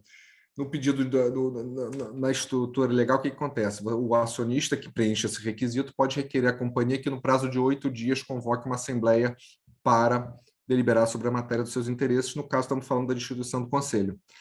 Então, o que decidiu a CVM? Eu trouxe aqui a manifestação do diretor João Ascioli, que inclusive acho que vai estar aqui amanhã, em que ele fala, olha, você tem um prazo legal de 8 dias, a partir do 9º dia, os acionistas estão legitimados a convocar essa assembleia. Então, quer dizer, você deu uma efetividade muito grande a esse requerimento do acionista. Pode passar, por favor? Então, como é que isso funciona na prática? São 3 etapas desse processo aí, eu acho que isso aí é muito importante ter na cabeça. Quer dizer, qual é a primeira etapa? É isso que a gente falou. O acionista requer a convocação de uma assembleia. Então, você tem que atingir o percentual legal e apresentar uma justificativa basicamente sucinta de por que você quer isso. Aí tem 2 versões, tá? Aqui a gente está nesse ambiente de ampla transparência, é importante que vocês saibam que existem 2 versões. Existe a versão branda, em que ele vai pedir a discussão da destituição do acionista, e existe a versão hardcore, que seria ele pedir uma ação de responsabilidade contra o Conselho de Administração. E aí, por força da lei, se você aprova essa ação de responsabilidade, automaticamente você tem a destituição dos acionistas e você precisa recompor o órgão. Então, esses são os 2 caminhos. Isso da ordem do dia. Essa ordem do dia vai ser votada em assembleia, né, convocada na forma que a gente conversou, e aí você vai ter um cenário de deliberação majoritário. Quer dizer, para convocar a assembleia eu preciso de 1%, mas para deliberar eu vou ter que ter a maioria dos presentes. Então, muitas vezes tem havido movimento de convocar a Assembleia até como uma maneira de expressar uma insatisfação, uma crítica ao Conselho de Administração, mas quando se chega na Assembleia não se tem os votos necessários para concluir esse processo de destituição. E a terceira etapa, quer dizer, caso seja deliberado a destituição ou a aprovação de responsabilidade, aí você passa à eleição do Conselho de Administração. E aí você tem, é como se você começasse um Conselho de Administração do zero naquele momento, né? Então, E só lembrando também, né, Rafael, para complementar, que essa ação de responsabilidade ela pode ser proposta a qualquer momento, né, mesmo que não esteja constando da pauta da ordem do dia. Então, também é um instrumento bastante forte. Então, às vezes, não necessariamente precisa estar na ordem do dia, né, na convocação, e o acionista, na hora, sugerir como pauta, e essa pauta tem que ser incluída, né, tem que ser votada. Exatamente. Então, quer dizer, com a crescente, vamos dizer assim, esse ativismo num lado mais agressivo da base minoritária, a gente vai começar a ver esses movimentos cada vez mais frequentes. Quer dizer, o recall do Conselho de Administração, que há 10 anos atrás era uma exceção que você já conseguia verificar, entender, presumir há tempos com base nessas modificações na base acionária, hoje em dia você já não pode partir dessa premissa. Quer dizer, Você pode, numa AGO, de repente, que não tem eleição do conselho naquele momento, ter essa discussão e, eventualmente, fazer uma recomposição surpresa do conselho de administração naquela assembleia. Né? Que pode mudar todo o direcionamento estratégico da companhia, né? Enfim, para isso, na verdade, né? Uma mudança brutal, não esperada. Exatamente. Aí você vai ter a situação que você pode ter uma assembleia, por exemplo, de aprovação das contas que não tenha nada mais para ser deliberado, você ter uma situação numa True Corporation, alguém aparece com 5% pedindo ação, e a consequência é a imediata recomposição do conselho. E aí tem os nomes prontos, porque aqueles que estavam lá atrás e que acabaram de ser destituídos não podem ser reconduzidos nesse cenário. Achei esse tema super interessante. Eu encerrei a minha parte, Matheus. Bom, muito obrigado, Rafael. Antes de passar para a sessão de perguntas e respostas, queria lembrar aos participantes que estão aqui presentes que, ao final do evento, quando a gente terminar, para que não fechem a guia do Zoom, porque vocês vão ser direcionados a uma pesquisa de feedback. E aí, essa pesquisa também tem lá uma perguntinha que pergunta se você tem interesse que a nossa equipe faça uma apresentação da plataforma. Tá? No evento passado, ontem, muitas pessoas responderam essa pergunta e estava no modo anônimo. Então, a gente não soube com quem que a gente iria conversar. Então, que essas pessoas também aproveitem para responder nesse feedback de hoje. Tá? Bom, dito isso, vou pedir para o nosso operador, o Luiz, puxar o videozinho de introdução para o nosso Q&A.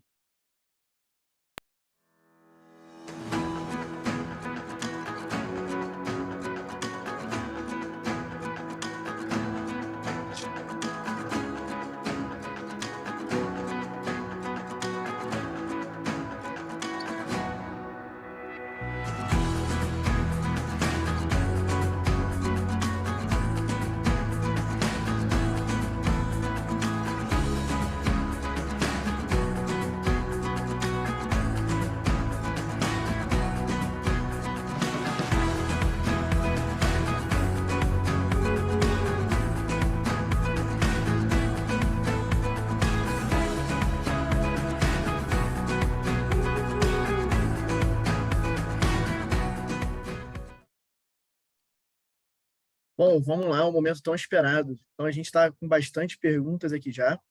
E a primeira pergunta vem da Marisa Bonfilho. Marisa, a gente vai abrir seu áudio aí para que você possa desenvolver a sua pergunta aí ao vivo.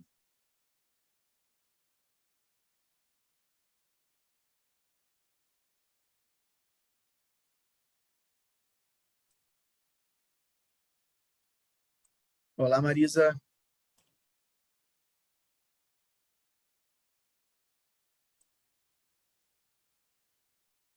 Bom, a Marisa acho que está com algum problema para abrir o microfone. Aí, ó, então, agora vai. Abriu? Oi, Marisa. A minha pergunta, eu não cheguei a anotar, mas eu perguntei o seguinte, ó, se há conflito de interesse, tá? Ou alguma coisa com relação à interdependência dos conselheiros, quando são indicados um mesmo grupo de conselho para várias empresas que têm o mesmo controlador. Marisa, tudo bem? Tudo. Aproveitar e falar um oi.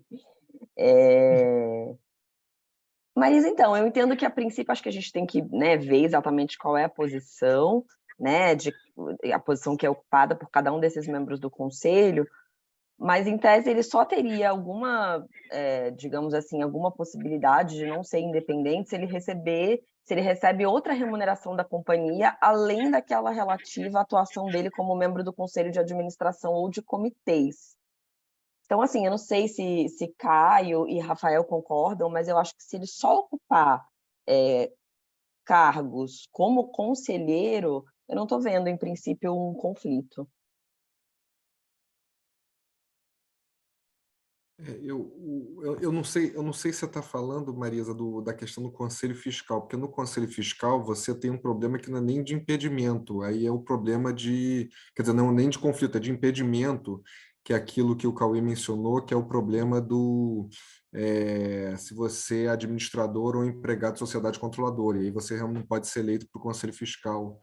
Que eu acho que ela estava falando do conselheiro independente, se eu não estou De errada. conselheiro independente do conselho de administração. É isso? Aí depende do... exatamente. Aí é a questão da Clarice.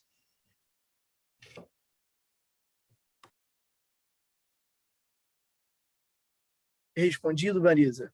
Respondido. Obrigada, Clarice. Obrigada. Bom, a próxima pergunta aqui vem da Cláudia Sarti. A Cláudia, inclusive, fez algumas perguntas aqui encadeadas bem interessantes. Então, Cláudia, a gente está abrindo aí seu microfone.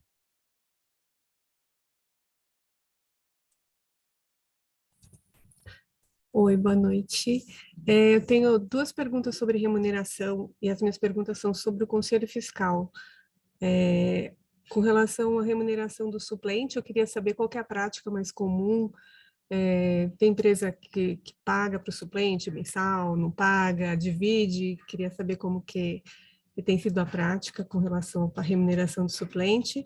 E na remuneração do Conselho Fiscal, como um todo, né, sempre que houver uma alteração, se for a base 10%, né, da média da remuneração da diretoria, sempre que tiver uma alteração na remuneração dos diretores no decorrer do ano, a remuneração do Conselho Fiscal tem que ser ajustada para mais ou para menos, conforme o caso, ou a gente fixa o valor da remuneração lá na data da Assembleia e fica essa mesma remuneração por todo o período. E a terceira pergunta é bem prática, assim, de BVD, na companhia com o Conselho Fiscal que não é permanente, se tiver indicação de candidato pelos minoritários, né, quando a gente reapresenta o BVD para incluir esse candidato, o controlador também está obrigado a já incluir os seus candidatos ou ele pode deixar para indicar só na AGO, caso seja instalado de fato o Conselho Fiscal? Bom, vamos lá, eu vou fazer dizer o que eu acho aqui, a Clarice e o Rafael complementam. Eu acho que a questão de suplente, tipicamente suplente não é remunerado, né, porque ele não está exercendo o cargo dele. Você até tem situações, a ausência do titular, né, uma ausência temporária, uma ausência permanente. Às vezes você tem situações em que o titular não consegue participar de uma reunião e aí o suplente assume, ou você tem situações em que de fato é uma alteração permanente, e às vezes tem companhias que falam, olha, se o suplente tiver que assumir numa reunião mensal, porque aconteceu do titular não participar, às vezes ele recebe uma remuneração ali de um mês, mas e acho que não tem também muita regra sobre fazer isso, mas tipicamente o suplente não é remunerado porque ele não está trabalhando ali, não está exercendo a função pela companhia. Eu acho que a questão da remuneração, caso tenha alteração na composição da diretoria ao longo do tempo, eu acho que também não existe uma regra clara, eu acho que vai depender muito. Bom, se você estabeleceu em 10%, eu acho que talvez fique um pouco na esfera da companhia. Olha, a companhia pode calcular 10% do que era o mensal naquele momento, ou ela pode atribuir que é 10% do momento da aprovação com base na proposta da administração e seguir aquela regra. Eu acho que o mais importante é você, né, escolher uma regra, combinar as regras com o teu conselheiro fiscal e não ficar mudando o que você vai adotar no meio do caminho para não criar nenhum desconforto. E a última pergunta é a da inclusão do BVD, né? Isso. Acho que é isso. Se o controlador também já indica o dele. Na minha visão, não existe uma obrigação de o controlador incluir os candidatos no BVD. Acho que é a opção dele colocar ou não os candidatos para a eleição do controlador. E acho que um ponto importante, que às vezes a gente vê que os minoritários, eles pedem para incluir no Conselho Fiscal, mas esquecem de avisar se eles estão indicando um candidato para uma eleição em geral ou uma eleição em separado. Então, às vezes o minoritário que indica, ele não fala se ele quer, em qual eleição que ele quer participar, às vezes a gente pergunta, às vezes a gente presume, então, enfim, a gente imagina que se ele tá, né, se o minoritário está colocando é porque ele quer para eleição em separado, mas às vezes ele não fala, então, às vezes é importante checar para ter certeza que você está fazendo o que ele pediu. Eu concordo, eu também acho que não tem uma obrigação do controlador colocar. Talvez seria uma boa prática, mas eu concordo que não tem uma obrigação também.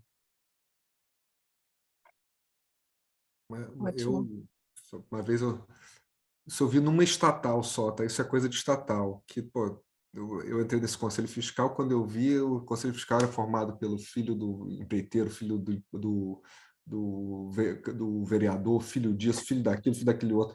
Aí todos os suplentes eram remunerados. Mas isso era uma situação bem excepcional, essa questão da remuneração do suplente, né? Não é uma... Não, é Fora bem esse caso atípica. excepcional, nunca vi um suplente remunerado. Eu já vi, às vezes, quando acontece de ele ter que substituir, só ele ser remunerado por uma reunião, por exemplo. Você fixa lá quanto é que ele seria, enfim, quanto é que valeria uma reunião, e aí ele recebe por reunião. Mas, de fato, não tem nenhuma regra também.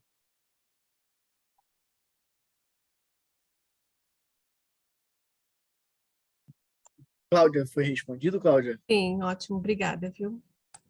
Por nada. Bom, eu vou ler aqui uma próxima pergunta, que vem do Rodrigo, que diz o seguinte: em uma eleição com voto em separado e múltiplo ao mesmo tempo, o acionista pode votar com parte das ações na votação em separado e guardar outra parte para o voto múltiplo? E aí, antes de vocês começarem a responder até, eu já queria juntar essa pergunta com a da Nicole Sardelli, que acho que fala do mesmo tema. E a Nicole pede para explicar um pouco mais a dinâmica da GO. Nicole, a gente vai abrir o seu áudio também, caso você queira desenvolver e tenha mais algum ponto aí a acrescentar.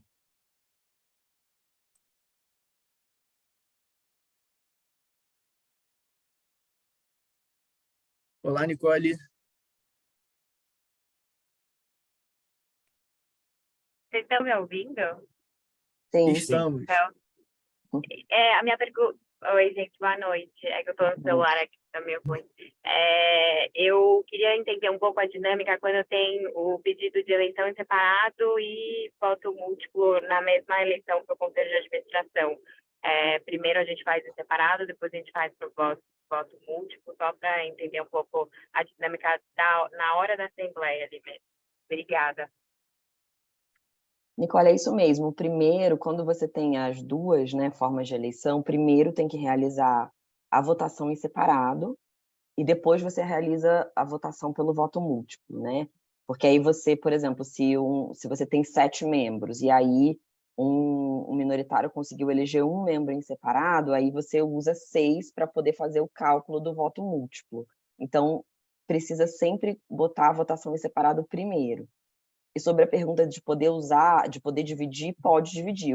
O que não dá para fazer é o acionista, né, enfim, usar as mesmas ações para votar nas duas modalidades, mas ele pode, se ele tiver bastante ação, ele pode reservar uma parte das ações dele para votar no voto em separado e a parte que sobrar, ele pode usar para o voto múltiplo.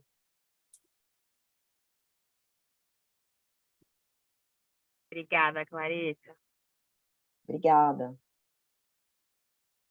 Bom, muito obrigado. Agora, a próxima pergunta vem aqui da Aline. Em uma votação em separado, faz diferença qual votação anunciamos primeiro durante a Assembleia? Se sim, qual colocar primeiro, a votação dos minoritários ou dos majoritários? Então, acho que é mais ou menos essa que, né, que a gente respondeu. Primeiro tem que ser a votação em separado, ou seja, a votação pelo colégio, né, eleitoral dos minoritários, e aí depois que essa votação finalizar, faz-se então a votação majoritária, seja ela pelo voto múltiplo, seja ela por chapa, enfim. Bom, bacana. A próxima pergunta aqui vem do Henrique. Então, o Henrique diz o seguinte: boa noite a todos. Cauê, muito obrigado por sua exposição. Conforme você apontou, é possível que um acionista representando uma quantidade muito pequena de ações se candidate ao Conselho Fiscal e, por falta de concorrente, seja eleito. Em 2022, essa prática se difundiu entre acionistas e já foi comum estarem presentes mais de 2 pequenos acionistas concorrendo à vaga do Conselho Fiscal em separado. Ainda assim, é possível que nenhum dos candidatos tenha qualificação para o cargo. Há alguma forma para garantir uma qualificação mínima para o conselheiro fiscal, de forma a proteger a companhia de situações prejudiciais a ela? Olha, eu acho que a lei das SA, ela traz, né, qualificação mínima, a qualificação, né, do diploma universitário ou 3 anos de experiência.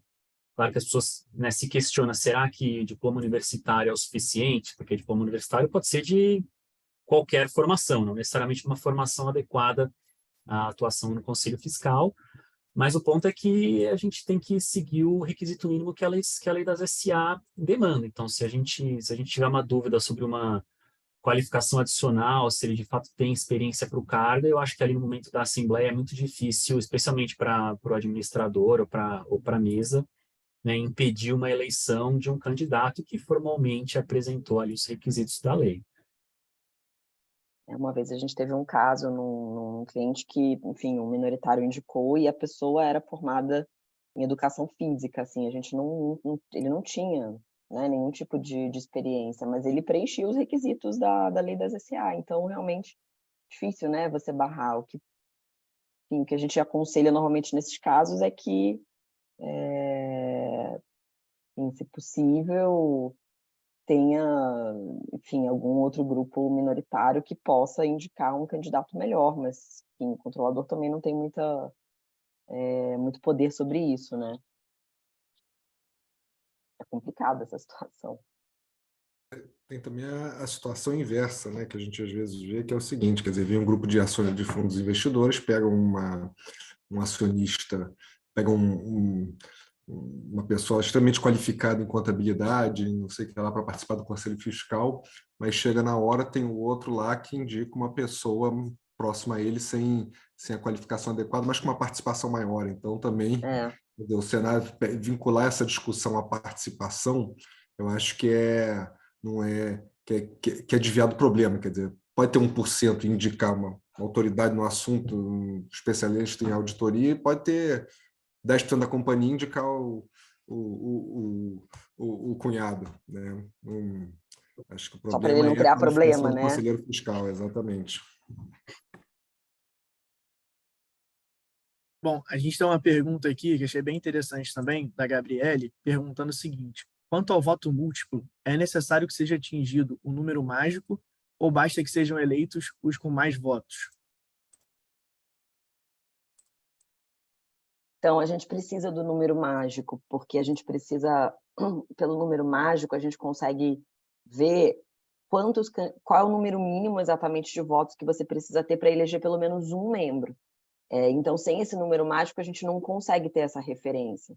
Então, o que você faz é pegar, né, os votos de cada um dos acionistas, você multiplica pelo número de vagas, então o número, né, de ações de cada um desses acionistas multiplica pelo número de vagas disponíveis, mas para você saber efetivamente se esse grupo, né, se esse númerozão de ação consegue eleger pelo menos um, você precisa saber quantas ações você precisa para eleger esse pelo menos um. Então, a gente não consegue dispensar esse número mágico. Porque senão vira uma eleição normal, né, digamos assim, por candidato. Aí o candidato que tem o maior número de vagas. Eu acho que o número mágico, né, existe uma equação para isso, porque ele serve para determinar qual é o número de votos que você precisa ter para garantir que você vai eleger pelo menos um ou mais. Então, você precisa ter um número mágico para garantir que você elege. Agora, é possível eleger com menos votos que o número mágico? E a resposta é sim, é possível, sim, porque vai depender de como os outros acionistas vão alocar os votos votar. deles. Então, se tem um número mágico, você garante um ou mais, né? Se você atingir um número mágico várias vezes, mas é possível, sim, eleger com menos, porque vai depender de como os outros acionistas presentes alocaram os votos dele. Então, se dentro daquelas vagas disponíveis, o seu candidato, né, foi um dos mais votados para preencher uma das vagas, mesmo que ele não atinja o número mágico, ele pode, sim, ser eleito.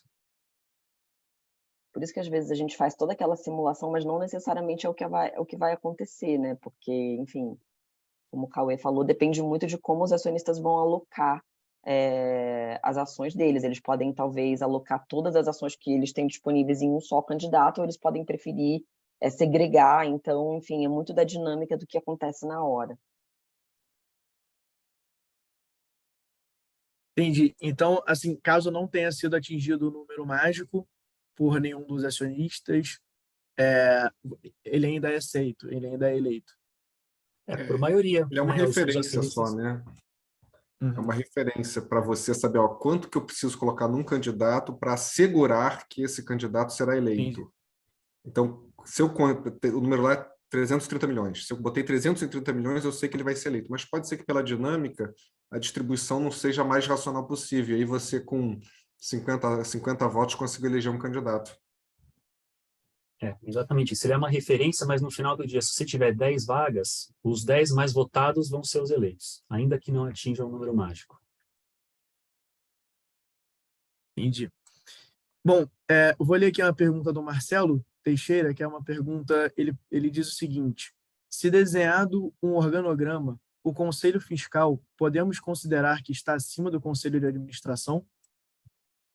Não, ele não está acima do Conselho de Administração, na verdade, ele está, eu diria que ele está ao lado, porque você tem a Assembleia como órgão soberano e você tem tanto o Conselho de Administração quanto o Conselho Fiscal sendo eleitos pela Assembleia. Então, ainda que você tenha o Conselho Fiscal exercendo funções de fiscalização, eu não diria que ele está acima do Conselho de Administração.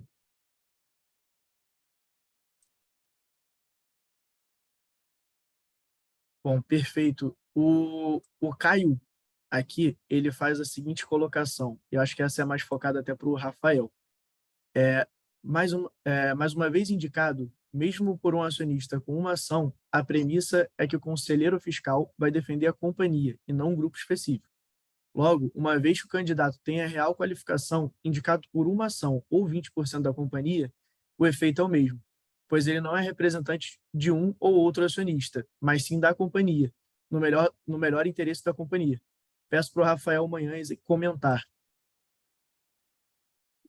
Quer dizer, a gente tem que dividir duas coisas. Uma coisa é requisito. Requisito é ter uma ação para indicar na Assembleia. Requisito é para que o candidato preencha as determinações legais lá. Curso superior, 3 anos de experiência, por aí vai. Então, esse é o requisito. Preencher o requisito, você está apto a ser eleito. Uma vez eleito, você tem todos os deveres legais de um conselheiro fiscal, independente se você fez pós-graduação em Harvard ou se você fez educação física, não vou falar uma faculdade qualquer assim para não causar nenhum problema, mas enfim, você não teve essa educação de excelência.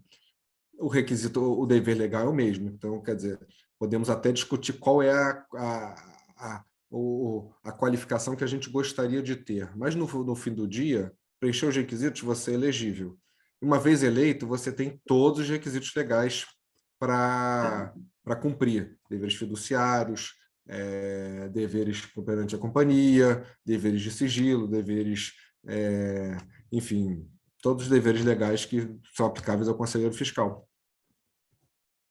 E acho que, complementando, e acho que até o ponto da pergunta, que é, né, o fato de você ter se indicado por acionista com uma ação com 1 milhão de ações não impacta o candidato. O candidato tem a sua qualificação e a sua formação e é ele que vai exercer o papel na companhia. Mas acho que o ponto que gera o desconforto é que, pelo fato da lei das SA estabelecer um quórum de instalação e um quórum de eleição, quando você tem o quórum de eleição, o quórum de instalação sendo cumprido no BVD por acionistas que não participam da eleição, o ponto é que é um certo desconforto, porque esse acionista que chega na Assembleia com uma ação, ele não está sendo apoiado por aquele corpo de acionistas que pediu a instalação, ele está vindo ali por conta própria e aproveitando um quórum de instalação que foi cumprido por outros acionistas que provavelmente não tinham interesse no Conselho Fiscal, porque sequer indicaram um candidato. Então, acho que esse é o desconforto do que é causado, infelizmente, acho que pela própria dinâmica de como funciona a eleição do Conselho Fiscal.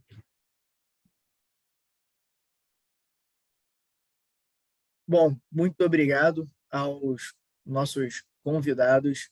Acho que a gente vem chegando aí também na hora do encerramento, então a gente ainda tem mais algumas perguntas aqui, mas a gente vai responder essas perguntas após o evento, tá? A gente entra em contato para respondê-las.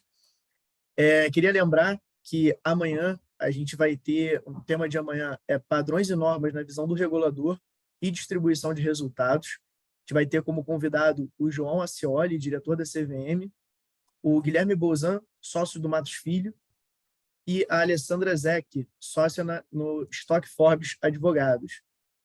E para todo mundo que esteve aqui presente, a gente vai encaminhar no final do evento o link com o vídeo do evento e também a apresentação que foi passada aqui no evento. Então é isso, pessoal. Agradecer aí a presença de todos. Uma boa noite a todos. Esperem aí para responder a nossa pesquisa de feedback. Tchau, tchau. Obrigada, gente. Obrigado.